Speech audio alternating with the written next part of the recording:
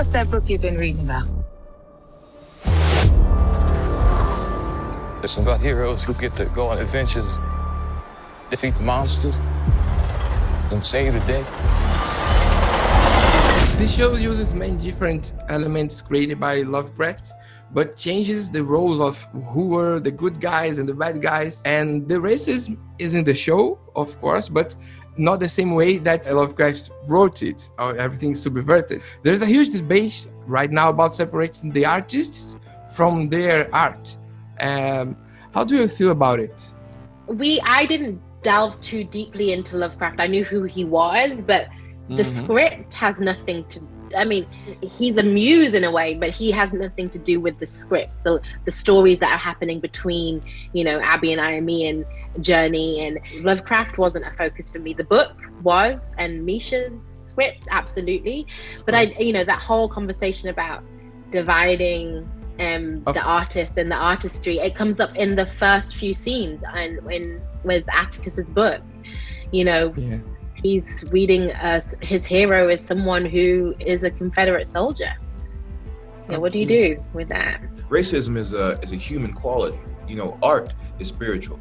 You know, and so you can't I mean, everyone has a certain relationship to spirituality, right? Everyone walks through the world in a certain way, and so his humanness, we all share. His ideals, right? His ideology is where we part ways. You know, his racism, his bigotry, etc. You know, I think that what they did with the writing, how they took the world that H.P. Lovecraft created and made it for the palette of the time that we find today. We didn't even know that we would be find ourselves in this level of unrest when we were filming it. But there was something, obviously had to be something brilliant going on in the writer's room for us to arrive at this junction where we have this piece of art to show that mirrors how we got here as a nation. I think it's a wink from God. I think it's impossible to separate Lovecraft from his art. I think it's impossible to do that because the monsters that Lovecraft was speaking to in his work were Black people. You know what I mean?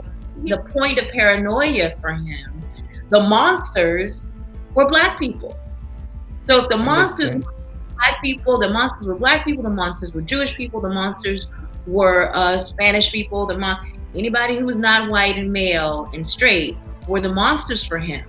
So separating that from his work would be dishonest. I don't think he knew that we were going to take his human fallacies and flip them on their head, right, and add a certain amount of spirituality to it, you know, and real humanism, you know, real connectivity to it, to tell a story that encompasses all races, including the race that he thought was subhuman, you know. I think he's quite surprised wherever Lovecraft watching and seeing what we've done with his material. It's a really big conversation. It's a really big question of like removing the artist from the artistry. There are so many huge examples of like these really damaging, deranged individuals creating such culturally moving, groundbreaking art, like things that have literally shaped culture have been made by some really damaging people. And it is really something that very recently we're having this conversation about. And I think Misha's having this conversation in the writing. You know, she makes the Shoggoths, which are prevalent in a lot of H.P. Lovecraft's writing. She makes them white. The actual monsters, they're white-skinned. The heroes are Black. The antagonist is white. Like she's fucking up his system, right? Like she's having the conversation without calling it what it is in some cases, right? So, and without really offering any answers. It's not like she's figured it out. She's just opening it up. This legacy belongs to our family. We gotta face this new world and stake our claim in it.